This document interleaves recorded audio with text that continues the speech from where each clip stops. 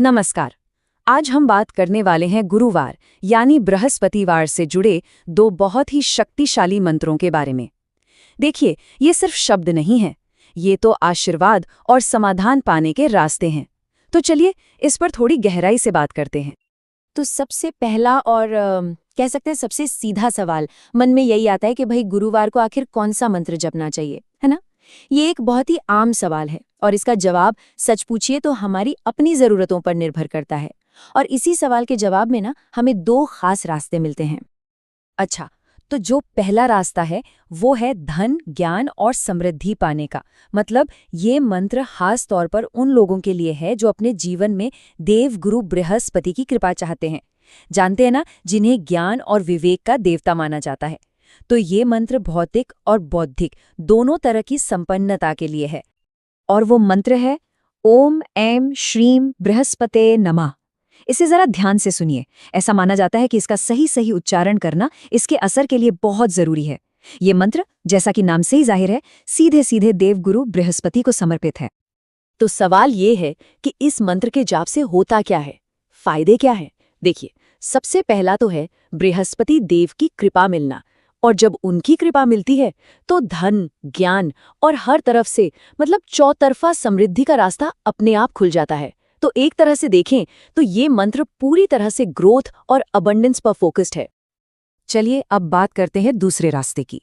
ये मंत्र उन लोगों के लिए है जो जिंदगी की मुश्किलों से, परेशानियों से छुटकारा पाना चाहते हैं। इसका मेन मकसद ही यही है, बाधाओं को हटाना और एक सुकून भरी जिंदगी की तरफ आगे बढ़ना। और ये दूसरा शक्तिशाली मंत्र है ओम ग्रां ग्रीं ग्रां सह गुरुवे नमः। पता है, ये एक बीज मंत्र है। अब बीज मंत्रों की एक खास बात होती है, इनकी खासियत ये है कि एक छोटे से अक्षर में ही पूरी की पूरी दैवीय ऊर्जा समाई होती है। और ऐसा मानते हैं कि इसमें जिंदगी की कठिनाइयों को दूर करने की बहुत तेज शक्ति होती है। अब इस मंत्र के फायदे भी एकदम साफ हैं। इससे गुरु की कृपा मिलती है जो जिंदगी की मुश्किलों को हटाने में मदद करती है। आप इसको ऐसे समझ सकते हैं कि ये मंत्र ना परेशानियों और समस्याओं से लड़ने के लिए एक तरह का आध्यात्मिक टूल या कहें कि एक हथियार की तरह काम करता है। तो फिर अब तक हमने जो भी बात की उसका निचोड़ क्या निकलता है? हमने दो अलग अलग मंत्रों को समझा है ना? और अब ये देखने की बारी है कि अपनी सिचुएशन के हिसाब से कौन सा रास्ता चुनना ज्यादा सही रहेगा। यहाँ देखिए, दोनों मंत्रों के बीच का फर्क एकदम साफ साफ नजर आ रहा है।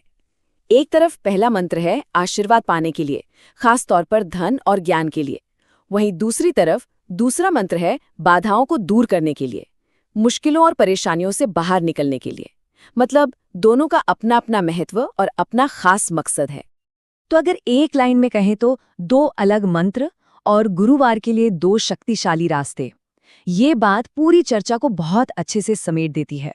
और ये हमें याद भी दिलाती है कि आध्यात्मिक प्रैक्टिसेस में भी हमारा मकसद, हमारा पर्पस एकदम क्लियर होना कितना जरूरी है। और आखिर में ये सारी बातचीत हमें एक बहुत ही अहम सवाल पर लाकर छोड़ देती है कि किसी की आज की ज़रूरत क्या है। क्या वो ग्रोथ और प्रॉस्पेरिटी की तलाश में है या फिर जीवन में आई रुकावटों से छुटकारा पाना चाहते हैं? बस इसी सवाल का जवाब सही रास्ते को चुनने में मदद करेगा।